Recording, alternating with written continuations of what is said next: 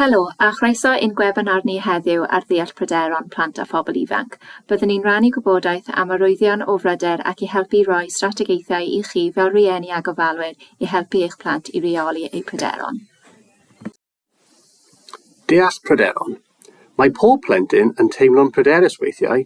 Mae'n rhan arferol o dyfu i fyny. Ni allan cael gwared ar pryderon ein plant, ond gallen ei helpu i dysgu sut i chreolau teimladau hyn. Yn aml, mae plant yn teimlo fel eu bod nhw'n sâl, ond weithiau maen nhw'n ffeindio'n anodd cysylltu eu teimladau gyda'r pryder. Gall hynny gwneud hi'n anodd i rieni a staff farnu a yw plentyn yn sâl neu beidio.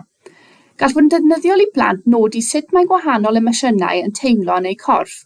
Gall chi fel rhiant neu gofalwyr trio esbonio sut mae pryderon yn effeithio ar y corff.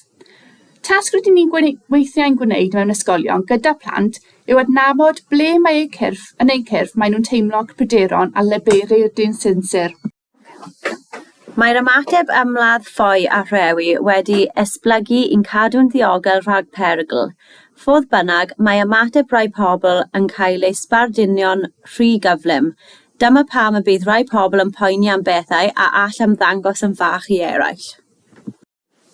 Fel dynion ogof, datblygodd ein ymenydd i amddiffyn rhag peryglon o anifeiliaid brawychus. Y dyddiau hyn, gall ein ymateb ymlaeth ffoi rewi cael ei sbardino gan sefyllfaoedd nad ydynt yn fygythiol, fel mynd i'r ysgol, siarad yn gyhoeddus neu sefyll arholiad. Mae ein ymenydd yn ymddwyn fel pe bai ni mewn perygl pan allan fod yn berffaith yn ddiogel. Defnyddiwch y cod QR i goelio fideo sydd yn esbonio'r ymateb ymladd ffoi a rhewi. Yn y tabl, a ddangosir mae enghreifftiau o pryderon nodweddiadol ar gyfer oedrannau 9 mis hyd at oedoliaeth. Cylch pryderon. Bydd rhai pobl yn ysgoi eu pryderon gan fod hyn yn ei helpu'n deimlo'n dawel. Fodd bynnag, gall hyn ei beri i pryderon ymgorffori a thyfu. Weithiau, rydym yn cadw plant yn y cylch hwn a ddamwain heb sylweddoli hyn. Plant yn poeni am fynd i llefydd brysur. Plant yn cael caniatad i osgoi llefydd brysur. Mae plentyn yn teimlo'n rhyddhad o'r pryderon ac yn tywelu.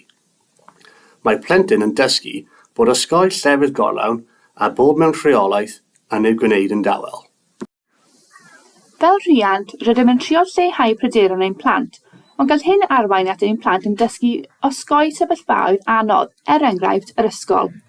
Nid osgoi yw'r ffordd orau o deimlo'n ddiogel bob amser. Yn hytrach, mae angen y cyfle ar blant i deimlo'n anghyfforddus ac i ddysgu bod pryder yn rhywbeth dros dro. Dyma rai awgrymiadau gallech chi ei ddefnyddio. Mae rai plant yn tueddu i agor i fyny yn fwy pan fydden nhw'n brysur gyda gweithgaredd. Gall hyn fod mor syml a siarad wrth gerdded y ci. Technegau anadlu. Gall technegau anadlu helpu ein corff i ddychwelyd i dywelwch. Fodd bynnag, mae angen ymarfer y rhain yn rheolaidd. Bocsys hunan ofal.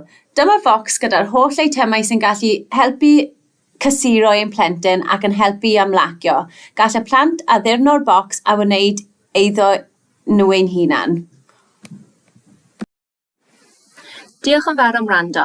Os oes gennych unrhyw gwestiynau neu bryderon, siaradwch ar ymarferydd lles emosiynol sydd yn ysgol eich plentyn.